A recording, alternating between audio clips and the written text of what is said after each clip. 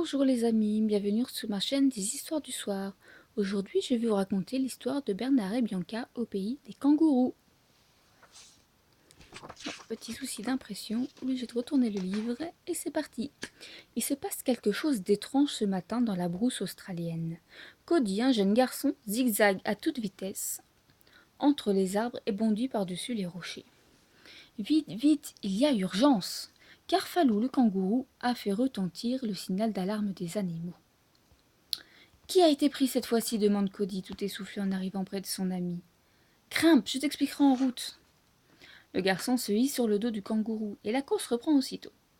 C'est Marahut, la femelle de l'aigle géant, explique Falou, tout en faisant de gigantesques bonds. Elle est emberlificotée dans un filet de braconnier dans un endroit impossible. Toi seul peux la délivrer. Bientôt Cody et Falou parviennent au pied d'une falaise dont on distingue à peine le sommet. C'est là-haut, surtout sois prudent.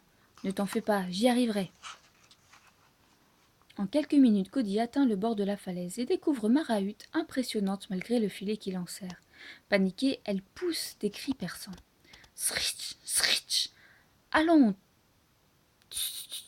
calme-toi, je ne te veux pas de mal, murmure l'enfant en s'approchant. Pourtant, il est presque aussi effrayé qu'elle. À peine Cody a-t-il coupé le fil que l'aigle se dresse et prend son envol. Hé, attention, crie le garçon, car pendant ce décollage plutôt brutal, Marahut l'a bousculé, il a trébuché et...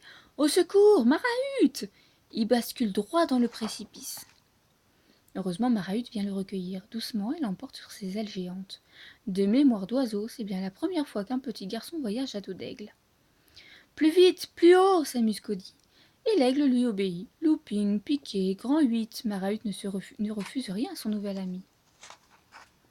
Assez de voltige, Marahut se pose près de son nid, caché dans la falaise. 4 œufs énormes y sont bien au chaud sous quelques brindilles. Ainsi tu es une maman, dit Cody doucement. Et où est le papa? Marahut regarde au loin tristement, puis donne une de ses plumes au garçon. Le mien aussi, il est parti, dit Cody, en caressant la tête de l'oiseau. Un peu plus tard, en rentrant chez lui, Cody entend un drôle de couinement. Une souris prisonnière! Décidément, c'est la journée, pense-t-il en s'approchant. Va-t'en, c'est un piège! Lui crie désespérément la petite bête. Mais oui, j'ai bien vu, répond Cody. Non, un grand piège, attention! Trop tard, le sol se dérobe et ils tombent tous les deux dans la trappe. À moitié sonné, Cody et la souris entendent un engin qui s'approche, et bientôt une grosse voix ricane. Alors, Johanna, qu'avons-nous pris aujourd'hui? Un dingo, un vieux porc-épic ou un garçon? Percival McLeish vient de surgir, au-dessus de la fosse avec son lézard. Oh, pauvre enfant, minaude McLeish. C'est cette Johanna, cette creuse tout le temps des trous. C'est pas vrai, crie Cody. C'est un piège pour attraper les animaux, et c'est interdit. Un piège? Allons, mon petit, tu es resté trop longtemps dans ce trou de lézard. Laisse-moi plutôt te tirer de là. À peine sorti du piège, Cody tourne les talons pour rentrer chez lui, quand le braconnier le rattrape par le col. Dis donc, c'est une belle plume que tu as là. Où as-tu déniché ça, mon garçon? C'est un secret, c'est une amie qui me l'a donné. Une amie à plumes, sans doute. Figure-toi que son mari m'a donné la même. Horrifié, l'enfant comprend tout à coup ce qui est arrivé au compagnon de Marahut. Mais McLeish le saisit brutalement par le menton et change de ton. Assez plaisanté. Dis-moi où se trouve cette femelle aigle et ses œufs. Sinon... Jamais! Crie Cody. Et il s'enfuit à toutes jambes dans la brousse. Hélas, Cody se retrouve vite fait bien fait ligoté dans le camion-cache de McLeish. Mais la souris qui s'est échappée pendant cette houleuse conversation envoie aussitôt un message de détresse. Cody enlevé par le braconnier. Stop! Faire suivre SOS Société. Stop! SOS Société. Bernard et Bianca, qui dînent en amoureux dans un restaurant très chic de New York, ont complètement oublié qu'ils en sont les représentants les plus fameux. À cette heure, très précisément, Bernard ne pense qu'à assembler son courage pour demander la belle Bianca en mariage. Bianca, vous... Bernard s'éclaircit la voix dans une dernière fois, et tout en fouillant dans sa poche. Miss Bianca, je me demandais, voudriez-vous... Oui, mon ami, dit-elle en souriant. Et hop, il disparaît brusquement sous la table, bredouille une excuse et se met à quatre pattes, laissant une Bianca plutôt interloquée. C'est à ce moment précis que François le serveur apporte à Miss Bianca le message de SOS Société, qui confie aux deux compagnons la dangereuse mission de secourir Cody. Pauvre petit, c'est horrible, il faut prévenir Bernard. Nous partons tout de suite pour l'Australie. Bernard, qui vient juste de retrouver la bague de fiançailles, est maintenant prêt à faire sa demande. Il n'entend même pas ce que François lui dit en passant et fonce droit sur Bianca. Miss Bianca, acceptez-vous? Oh Bernard, comment pourrais-je ne pas accepter? Je suis si fière de vous. Mais alors, vous voulez bien? Bianca accepte de l'épouser. Bernard en bafouille de joie et de surprise. Que diriez-vous du mois d'avril? Certainement pas, nous devons agir dès ce soir. Et Bianca entraîne son Bernard rougissant tout droit au siège du SOS Société. Là, le pauvre Souriceau comprend tout. Elle accepte la mission, mais de mariage, il n'en est pas question. C'est ainsi que ce soir-là, vers minuit, par une terrible tempête, Bernard et Bianca s'en vont solliciter les services d'Albatros Airlines, en la personne de Wilbur, le propre frère du fameux Orville. Wilbur est fan de swing, tout seul dans son hangar, il met la musique si fort qu'elle couvre les hurlements du vent. Finalement, Bernard débranche carrément l'appareil.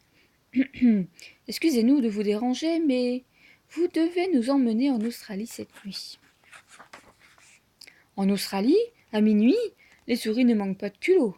Mais quand Wilbur apprend qu'il a affaire à la fameuse Miss Bianca, il ne peut plus refuser. Soleil ou tempête, rien ne nous arrête. Telle est la devise d'Albatros Airlines. Et foi de Wilbur, vous ne regretterez pas d'avoir choisi notre compagnie. En effet, Wilbur innove par rapport à son frère Orville. Il s'accroche en vol à un gros Boeing et dort pendant quasiment tout le voyage. Il faut dire que l'Australie, même pour un albatros, c'est un petit peu loin. Ici Wilbur 250, Albatros Airlines, je demande autorisation d'atterrir, à vous. Quand Jack le rat kangourou reçoit ce message à la tour de contrôle de Razzie-Bruce, il ne revient pas. Un albatros? Et pourquoi pas le Concorde? C'est une piste à coucou et moineaux ici, pas un aéroport international. Atterrissage impossible, piste courte, mais déjà Wilbur freine à mort, pédale en arrière et pour finir s'écrase à moitié sur ses passagers. Tandis que les deux voyageurs débarquent sains et saufs, Wilbur, tout sonné, tente de redresser son train arrière en vain. Le voilà coincé par un vilain tour de rein. « Ouh, gémit-il, c'est bien ma veine, moi qui voulais visiter le pays, me voilà bon pour l'hôpital de la campagne. » Cependant, Jack accueille la jolie Bianca. « Bienvenue en Australie, miss, je me prénomme Jack, pour vous servir. Peut-on savoir ce qui amène une belle personne comme vous par ici ?»« Mission secrète, intervient Bernard agacé. « Un secret, sourit Jack. J'y suis, vous venez pour sauver le petit garçon enlevé par McLeish. »« Comment avez-vous deviné demande Bianca. Les bruits courent vite par ici. Quel chemin comptez-vous prendre? La trace d'enfer? Par le maudit Caillon? Ou le pas de diable? Mais ces noms ne sont pas sur la carte, s'étonne Bernard. Peuh, une carte ici? Non, ce n'est pas ce qu'il vous faut. C'est quelqu'un du pays. Moi, par exemple, ajoute-t-il en ajustant son chapeau. Marché conclu. Bernard n'apprécie guère les manières de ce Jack, mais après tout, vaut mieux mettre toutes les chances de son côté pour cette mission délicate. Cependant, un étrange animal s'avance sur un sifflement de Jack. « Après vous, miss, dit celui-ci galamment. Un écureuil volant? Comme c'est amusant. » Bernard, qui rêvasse de nouveau à sa future déclaration d'amour, a tout juste le temps de grimper à bord avant le décollage. « Ok, Bernie, tout va bien, demande Jack. 5 sur 5, répond Bernard vert de peur. En un clin d'œil, ils sont au maudit canyon, tandis que Jack se met en quête d'une autre monture. Bernard rassemble son courage. « Chère Bianca, puisque nous voici seuls, j'aimerais vous faire une demande. »« Oui, mon ami, de quoi s'agit-il ? » ?»« Eh bien voilà, je serais très honoré si... »« Attention !» hurle Jack, surgissant du néant perdu à son lasso. Et Bernard fit son discours dans l'eau. Quand il remonte à la surface, Jack fait du rodéo avec un python géant. « Dis donc, toi, le ver de terre couché là, et pas bouger !»« Non mais... » Le python penaud laisse monter sur son dos les 3 passagers. Jack très content de son numéro, Bianca très impressionnée et Bernard très énervé. Au fin fond d'un sinistre entrepôt du désert, Cody discute avec ses compagnons de prison. Red, un jeune kangourou, Krebs, un vieux koala, et Franz, lézard à collerette de son état. « J'ai une idée, crie Frank. Je vais trafiquer la serrure avec ma queue en épingle à cheveux. »« À quoi bon s'énerver ?» soupire Krebs. Très fataliste. De toute façon, Johanna te rattrapera. Mais Franck s'obstine et bientôt sa cage est ouverte. Fou de joie, il commence par bondir dans tous les sens. Peu, je parie que dans 1 minute, il est repris, dit Krebs. Franck, attrape les clés, supplie Cody. Vite! Mais ce lézard manque de sang-froid. Et il est tellement excité qu'il fait 20 tours avant de saisir les clés, et pour finir, les fait tomber dans un grand fracas. Dans un sifflement de vilain nez de Johanna apparaît à la porte. Entre un gros varan teigneux, un petit lézard à bout de nerfs, le combat est inégal. Après quelques instants de rodéo, Franck lâche les clés et se précipite lui-même dans sa cage en criant au secours. Krebs a gagné son pari, mais les clés sont par terre, près de Cody. Dès que Johanna s'en va, Cody n'a qu'à tendre le bras pour les attraper. Hélas, à peine est-il sorti de sa cage, une grosse main empoigne son épaule. McLeish. Où vas-tu comme ça, gronde le braconnier. Tous ces efforts pour rien, quelle pitié, s'écrie Krebs. Décidément, ce Jack est un fanfaron, mais il est astucieux. Pour la partie vol de nuit du voyage, il a recruté des lucioles. Bianca, malgré la gravité de la mission, s'amuse beaucoup. Et Bernard, lui, continue à ronchonner. Au petit matin, ils arrivent enfin devant le fameux entrepôt. Mais comment pénétrer dans cette forteresse? Sésame, ouvre-toi, plaisante Jack. À son grand étonnement, la porte se soulève immédiatement. Les 3 compagnons s'y accrochent et bientôt, de leur perchoir improvisé, ils voient McLeish pousser Cody dehors. C'est fini, mon gars, ton oiseau est mort. Non, c'est pas vrai, crie Cody. Quelqu'un l'a tué, ils l'ont dit à la radio, alors débarrasse le plancher, va-t'en d'ici. Et tandis que le garçon s'éloigne en pleurant, McLeish ajoute tout haut. Dommage pour les œufs, n'est-ce pas, Johanna? Ils vont mourir sans personne pour les couver. Un mauvais sourire rôde sur la face de ce brute. Je ne sais pas ce qu'il mijote, mais tout ça est bien louche, dit Jake. C'est sûrement un piège. En effet, un instant plus tard, McLeish sort du hangar, son engin infernal. Il est prêt à partir en chasse avec Johanna. Suivons-le, dit Bernard. C'est même lui qui va nous emmener, dit Jake. Allez, grimpez. Évidemment, le garçon est rendu tout droit à la falaise de Marahut, et McLeish l'a suivi de loin avec ses passagers clandestins. Cody est déjà près des œufs quand 2 petites souris et un rat kangourou surgissent à ses côtés. Qui êtes-vous? Qu'est-ce que vous faites là? Pas le temps de t'expliquer, crie Bianca. Vous êtes en grand danger. Regardez là-haut. Marahut est vivante, exclame Cody. Je vous en prie, écoutez-moi, insiste Bianca. Le braconnier vous a suivi. Oh non, Marahut, va-t'en, c'est un piège, crie Cody, qui comprend tout. Mais une détonation retentit en écho dans le gouffre, tandis que le filet de McLeish tombe sur l'aigle géant. Horrifié, Cody voit Marahut à nouveau prise dans le filet, ballottée comme un vulgaire paquet suspendu à la grue du braconnier. C'en est trop. Il se lance dans le vide et s'agrippe au filet avec l'oiseau. Aussitôt, Jack intervient. Il attrape Cody au lasso. Accrochez-vous les souris, dit-il à Bernard et Bianca. Mais Bernard manque la corde et déjà la grue emporte tout le monde sauf lui qui reste dans le nid. Bonne pêche, ricane McLeish en voyant remonter son filet. Il faut dire qu'il a récolté 4 prisonniers d'un coup. Il enferme tout le monde dans la cage du camion et se frotte les mains. Cet aigle rarissime. Hé hé, je suis riche. Quant à toi, galopin. Avant de régler le sort de Cody, McLeish offre une gâterie à son cher reptile. Les œufs de Marahut. Seulement voilà, Johanna se casse les dents sur des coquilles dures comme du bois. Pouah!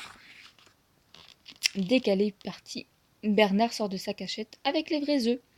Il sursaute quand Wilbur atterrit à côté de lui. Bernard, vous ici, je passais par hasard, mais dites-moi, où est donc la belle Bianca? Bianca, enlevée avec Jack Cody et la maman de ses œufs. Au fait, ces œufs. Wilbur, vous tombez à pic. Comment les œufs? Couvez ces œufs pendant que je vais sauver nos amis. Moi, couver? Jamais de la vie. Mais 1 minute après, tout grognon, Wilbur étale son gros arrière-train emplumé sur le nid tandis que Bernard file à toute vitesse. Pendant ce temps, Cody est suspendu à la grue au-dessus du maudit canyon. Et déjà les crocodiles se lèchent les babines. Hé hé, ricane McLeish. Ici, personne ne te retrouvera jamais. Depuis la cage, les prisonniers assistent à ce triste spectacle. Marahut se débat et crie en vain, tandis que Bianca murmure « Bernard, venez vite !» Assez joué, finissons-en, dit soudain McLeish. En prenant son fusil, il vise la corde et pan. Les crocodiles ouvrent leur gueule, Cody ne tient plus qu'à un fil. Bernard, enfin, dit alors Bianca, car il vient juste de les rejoindre. Mais Johanna l'a vu, elle aussi, et c'est la course autour du camion. Bernard bondit dans la cabine pour attraper les clés et hop, il les envoie à Jack dans la cage. Quand McLeish réalise que son moteur est arrêté, Johanna est déjà dans ses jambes, cherchant partout le souriceau. Hé, attention, médite bestiole, tu vas me faire tomber. Mais pousse-toi de là. Non. Johanna et McLeish entremêlés tombent dans la rivière en furie au moment précis où la corde qui retenait Cody lâche. Bernard plonge aussitôt à son secours. Pendant ce temps, les prisonniers sont sortis de la cage et ils vont certainement pas laisser Bernard et Cody au crocodile. Perchés sur l'oiseau géant, Jack et Bianca ont tôt fait de repêcher leurs deux amis, tandis que Johanna et McLeish vont au diable.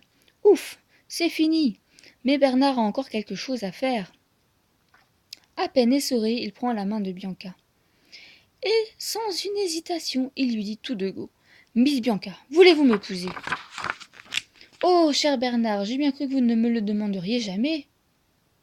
Et tandis que les deux souris s'embrassent, Jack, beau joueur, félicite le fiancé. Bravo mon gars, t'es un type épatant. Assurément, Cody qui va rentrer chez sa maman et Marahut qui va retrouver ses petits sont bien d'accord avec lui. Et voilà, c'est la fin de notre histoire. J'espère que cette lecture vous a plu. Je vous souhaite à tous une très bonne nuit et je vous dis à bientôt pour une nouvelle aventure. Si cette histoire vous a plu, n'hésitez pas à aimer et à partager cette vidéo et surtout abonnez-vous pour rester toujours au fait des dernières nouveautés. Voilà, à bientôt les amis, au revoir.